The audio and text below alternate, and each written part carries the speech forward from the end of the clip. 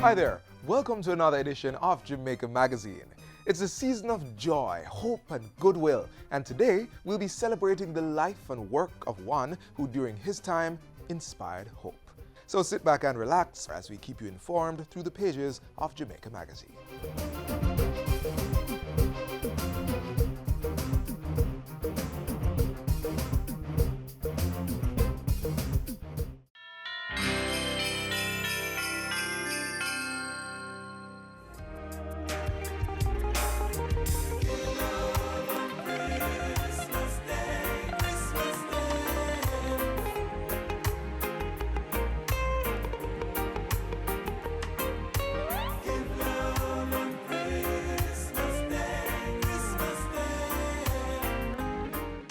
Up next, a look at the life, work and impact of the late veteran journalist Ian Boyne.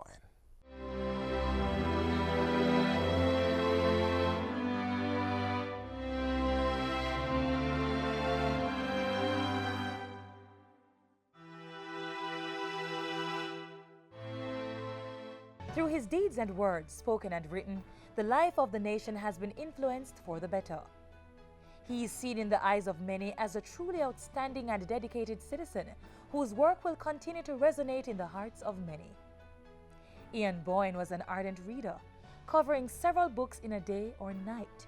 He always made time to enlighten society on the issues of the day, and so it wouldn't come as a surprise to hear him say, I should be before my computer knocking out my column for this week. His opinion pieces won him numerous awards, including Opinion Journalist of the Year on several occasions.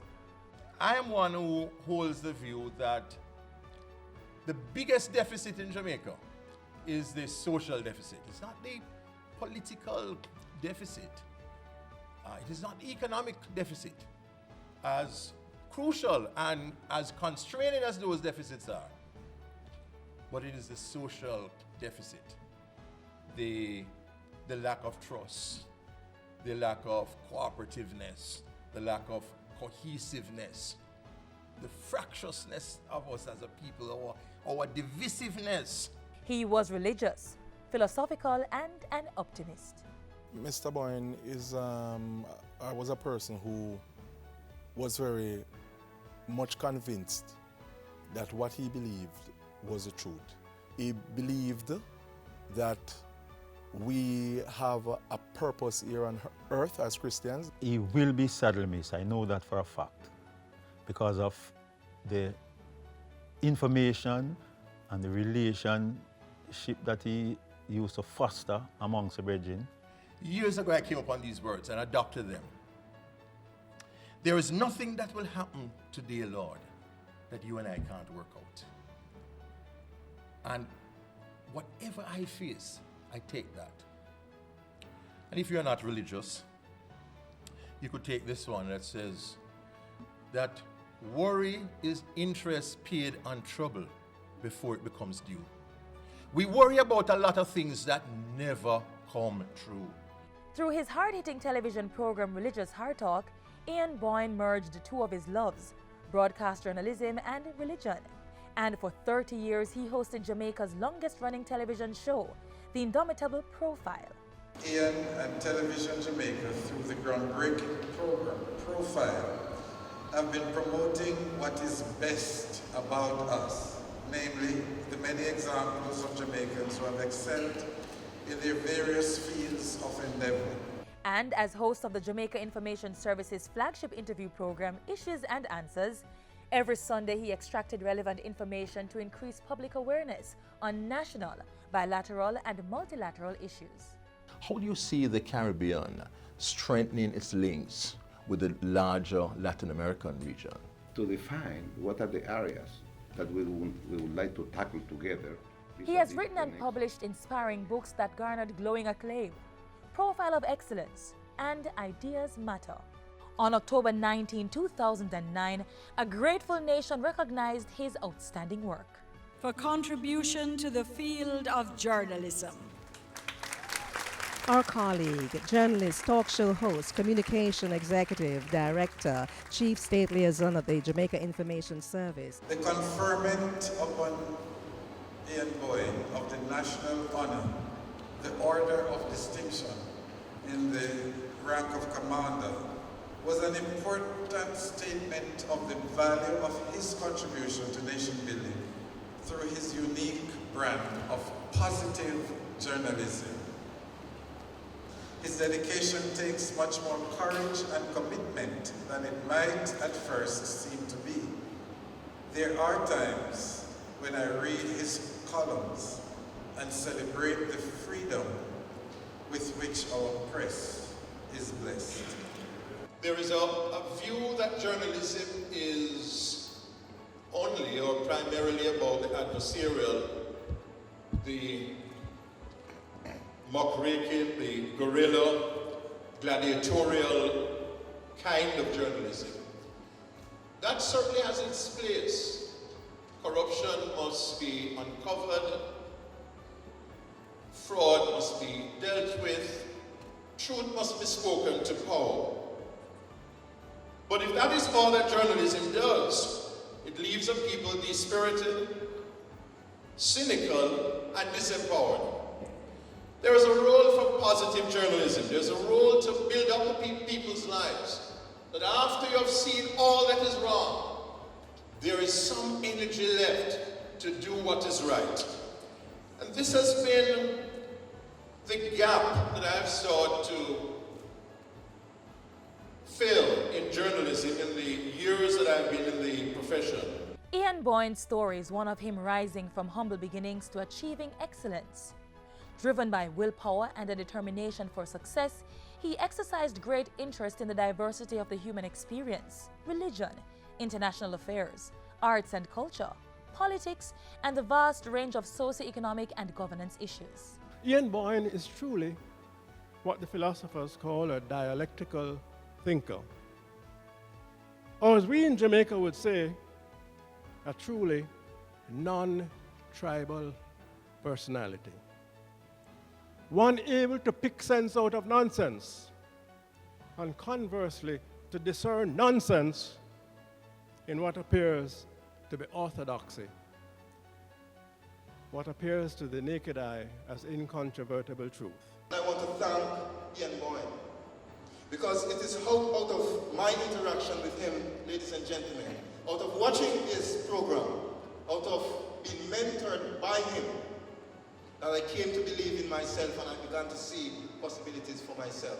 He has had a long career with the JIS, which he first joined in 1976 as a feature writer and a television broadcaster, when it was known as the Agency for Public Information, API. After a temporary departure, he rejoined the then named JIS in 2002 and was appointed Deputy Chief Executive Officer in 2010.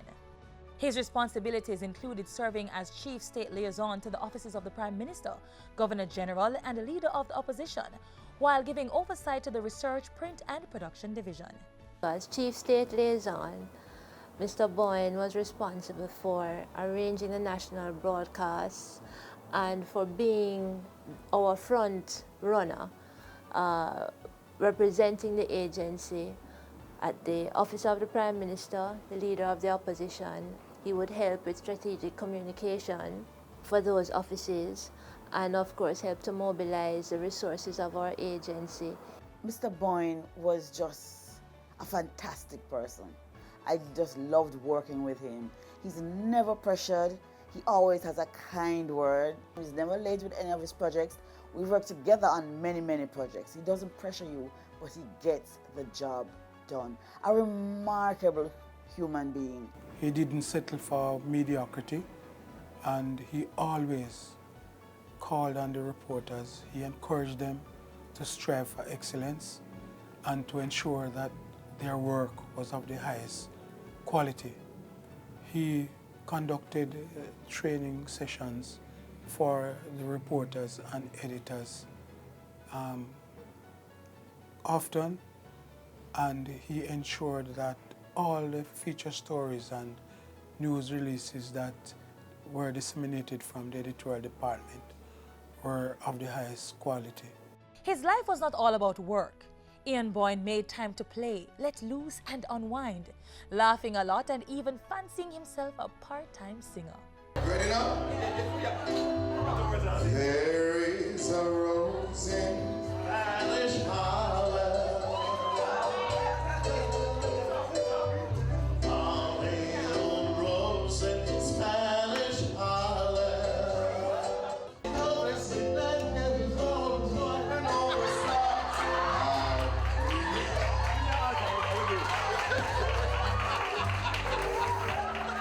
I love the human being. He's humble, even though he's so successful. It's not something that he puts in your face. He's just always a lovely person. I will surely miss him. He was a remarkable colleague. His passing is a deep personal loss for me, and of course for the agency. Persons relied on him to be their advocate, their mediator. He was chief negotiator. He was just the go-between for many of us at all levels, management levels, the staff, and externally as well. And so his contribution was really invaluable. Ian Boyne, the consummate professional, colleague, pastor, husband, father, friend.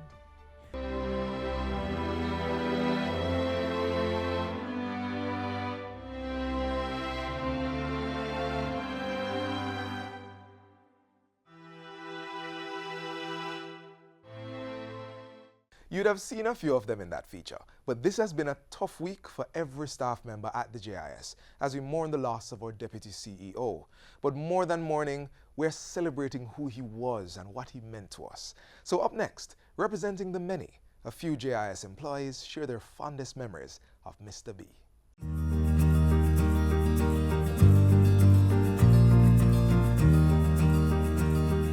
I am his administrative officer. So I work very closely with him in terms of his schedule. His work day is extremely long. I leave him here most of the times, and I leave at 7 mostly. And he's here until sometimes 1, 2 in the morning. If he has a column to write, he's here really late. So he has a very long work day, and he has a hectic work schedule. And he had this laughter that was so robust, rich, you know, and infectious. So you end up laughing with him too, and they don't know what he's laughing about. And I really miss that.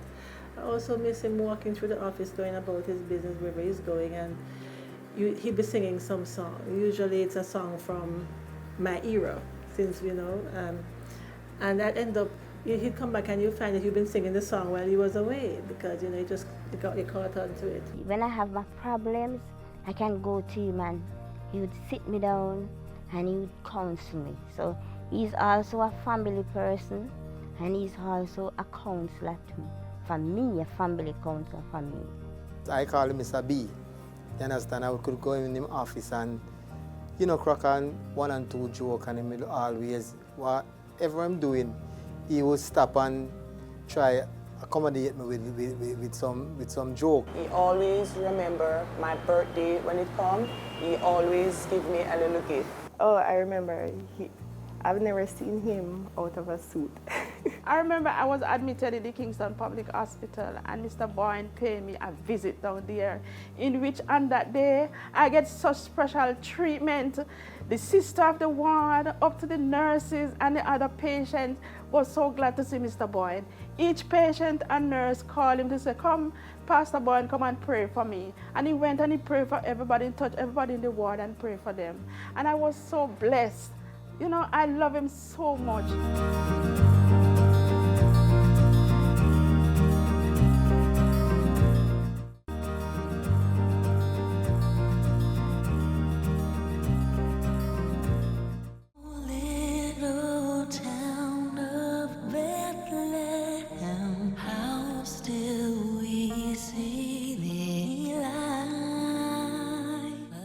For generations, caroling has remained a significant aspect of the Christmas celebration. Take a look.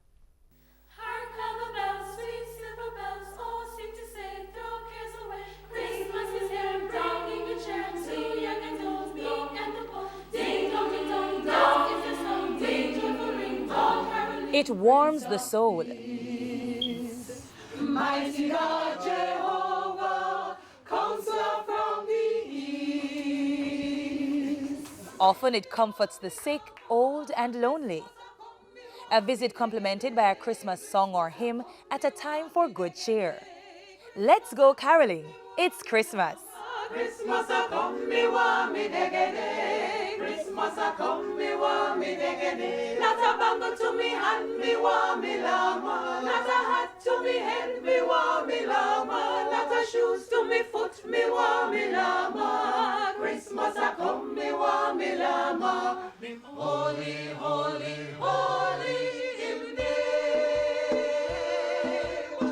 The idea of Christmas caroling brings to mind jolly churchgoers going door to door singing and entertaining along the way. Known as wassailing in the olden English days, it means to spread the spirit of Christmas through hymns.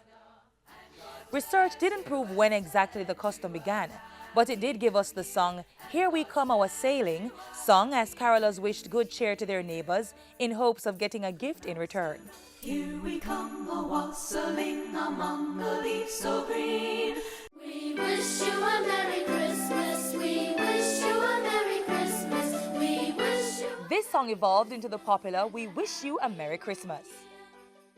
While the written history behind Christmas caroling is uncertain, the oral tradition is strong, passed down from generation to generation. Whether it's Deck the Halls, Joy to the World, or Santa Ketchup in a Mango Tree, carolers have long been known to bring a smile to many faces. Shepherds wash their flocks by night or season. Today, many caroling groups across the globe sing for charity in churches and neighborhoods. Locally, it's probably safe to say it's a dying tradition. However, several groups continue to travel by foot or by motor vehicle to warm the hearts of many. One such group is the Jamaican Folk Singers. They've been caroling consistently for more than 3 decades. The caroling venues include senior citizens' residences, assisted living residences, cancer hospices, and public places. For us, we believe in the power of music, the healing power of music, and how it can help to lift us, give us what we need to get through. So we decide at Christmas time to make the time to go around to a number of these establishments and sing for them to help bring a little lift to the days. And over the years, we've realized that many of them in the homes really don't even have people who visit them. Sing the chorus, clap your hands, beat the congo, play your pan, spread the news throughout the land that Jesus is born. Jesus, our Savior, is born. With man to dwell, Jesus or Emmanuel. Hark the herald angels sing, glory to the newborn King. Oh, come, let us adore him. Oh, come, let us adore him. Oh, come, let us adore him. Christ the Lord. We do have the financial challenges because we do this over a period of about 3 weeks. So we on weekends and sometimes during the week we're out caroling.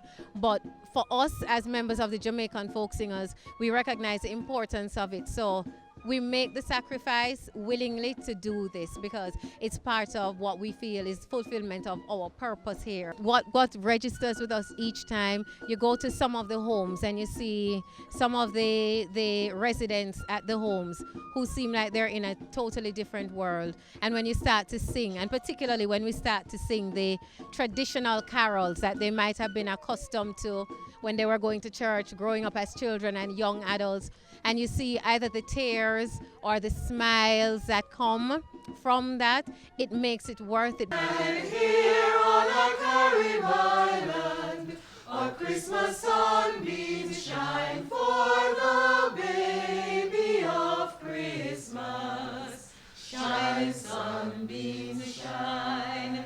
And here on our Carib Island,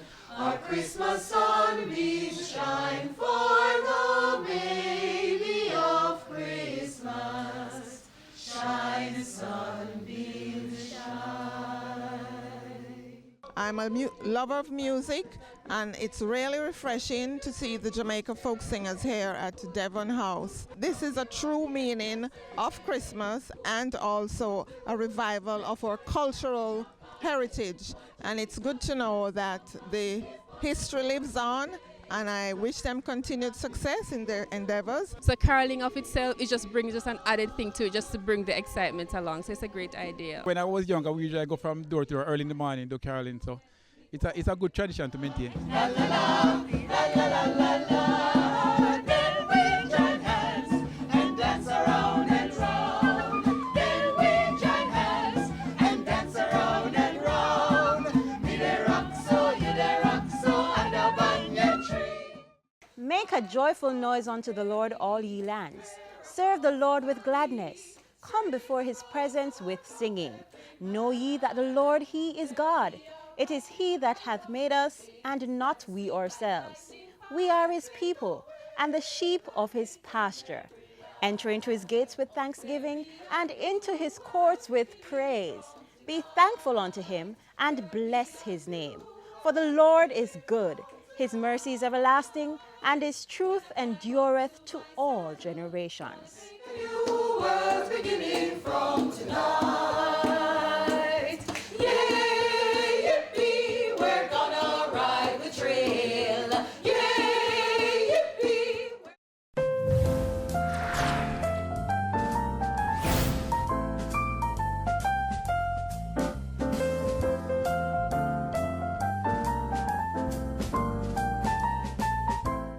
Parents, how do you think your children feel when they are beaten? I feel so sad when my mother beats me. It makes me feel so angry. I feel embarrassed, and I feel like you just don't care. It has been proven that coercive parenting is directly linked to the aggression your children are displaying in schools. The National Parenting Support Commission is imploring you, parents, rethink your actions. Stop beating your children. A message from the National Parenting Support Commission in collaboration with Ministry of Education, Youth and Information for improved safety and security in schools. And now for some of the stories in our news this week.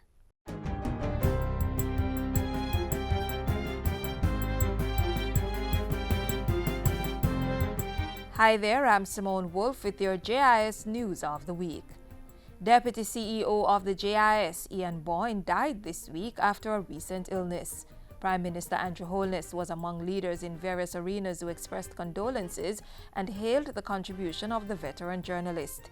Meanwhile, JIS's CEO, Donna Marie Rowe, expressed love and sympathy to his family while praising Mr. Boyne as a superb colleague and true friend. In other news, the first weekly shipment of Jamaican bananas to Trinidad and Tobago left the island on Thursday. We'll be starting with 1 container each week. We have a contract for 6 months, but really the importer wants 3 containers on a weekly basis. We are trying to get the farmers to increase their production, increase their productivity, increase their quality management system so that we'll be able to supply this very good market. The Ministry of Industry, Commerce, Agriculture and Fisheries has signed an advisory agreement with the International Finance Corporation, a subsidiary of the World Bank, to implement a national trade portal. This particular initiative here will signal the degree to which we have joined the rest of the world that have been enlightened since then in providing a portal that will provide information to the trading community so that they don't have to run all over the place and waste time to be able to trade. Once the portal has been implemented, Jamaica will satisfy Article 1 of the World Trade Organization's Trade Facilitation Agreement. The mobility and crime-fighting capability of the police was bolstered this week with the delivery of 70 new and pre-owned motor vehicles. National Security Minister Robert Montego says another 57 vehicles are to be delivered shortly. This government, this administration, this minister would have handed to the police this year some 401 motor vehicles. So this argument about a lack of mobility will come to an end. Meanwhile, the Jamaica Constabulary Force's K9 Division also received 3 Toyota Hilux pickups to support its work. After handing over the keys, the National Security Minister toured the kennels where he saw 2 of the 12 dogs imported from Colombia to assist in the detection of narcotics, firearms and explosives, as well as search and rescue operations. The other 10 dogs from Colombia have not yet been released from quarantine.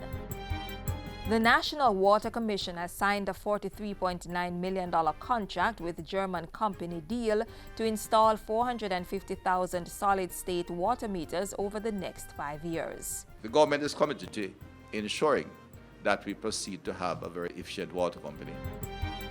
Transport and Mining Minister Mike Henry has officially handed over the lease for operations of Tinson Pen to Kingston Wharves Limited and officially commissioned the KWL Global Logistics Center. Today we are seeing the implementation of the Cabinet decision to decommission the Aeronautical Training School to support logistic development in the Port of Kingston. And finally, Jamaica's tourism industry has passed 4 million visitors in a single year. The 4 million visitors have comprised of 1.9 million cruise and 2.1 million stopover so far for the year. And we expect the year to end with just about 2.3 million stopovers and 2.1 or just about 2.1 cruise. Those were some of the stories making news this week. I'm Simone Wolf.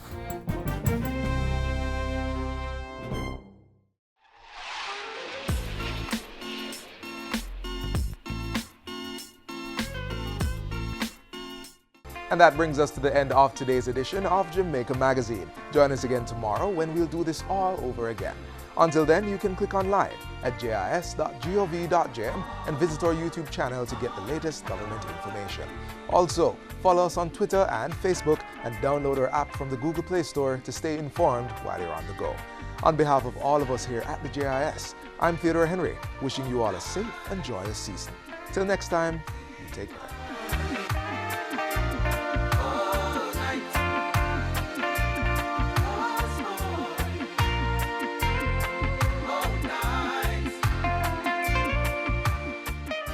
This has been a production of the Jamaica Information Service, the voice of Jamaica.